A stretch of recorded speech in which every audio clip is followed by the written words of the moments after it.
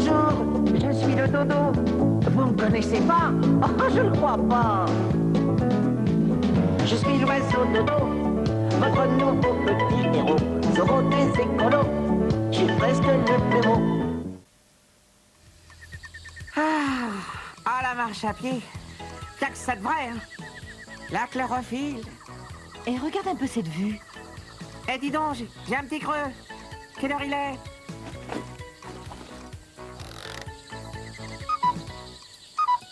Midi, qu'est-ce que je disais?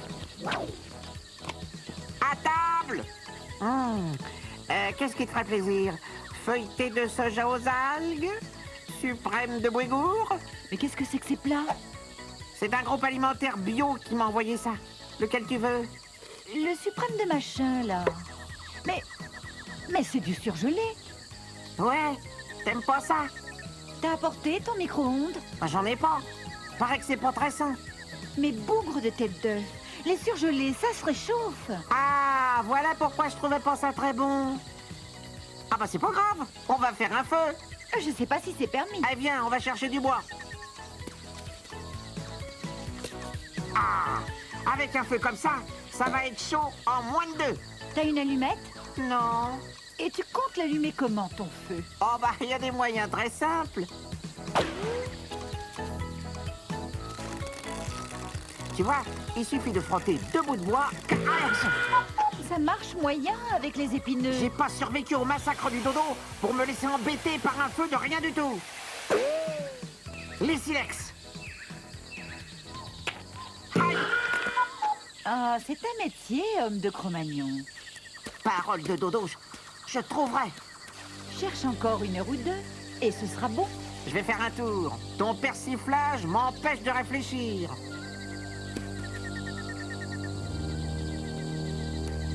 Des taupes. Oh, il doit faire chaud dans leur galerie. Si elles acceptaient d'y mettre les boîtes. Allô? Y a quelqu'un? Ah, bah bravo. Ah, c'est poli. Hello? C'est juste pour vous demander un petit service. Ah, mais c'est brûlant.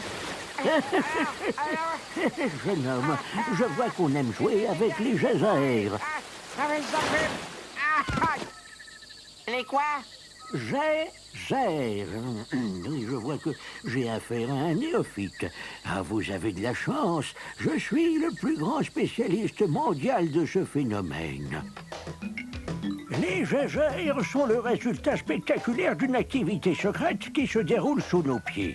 Le cœur de la planète est constitué d'une masse de matière en fusion. C'est ce que crachent les volcans en éruption. En principe, cette chaleur se perd dans l'atmosphère en arrivant à l'air libre. Mais si elle rencontre des nappes aquifères, elle agit comme le feu de cuisinière sous la bouilloire. Elle fait monter la température de l'eau souterraine.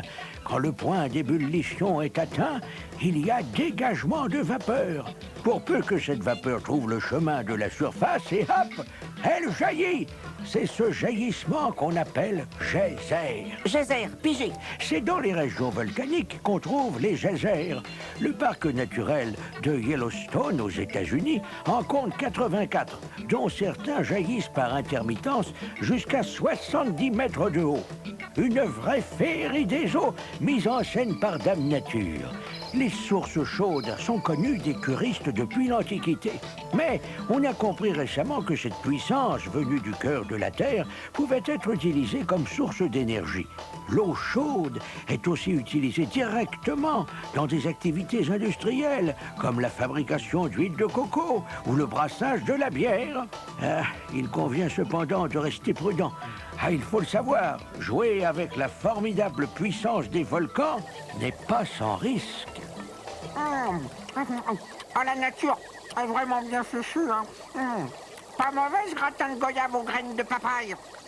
Ce sont les hommes qui devraient apprendre à s'en servir plus intelligemment. Vous commencez toujours par le dessert? Quand j'ai faim, vous savez, hein.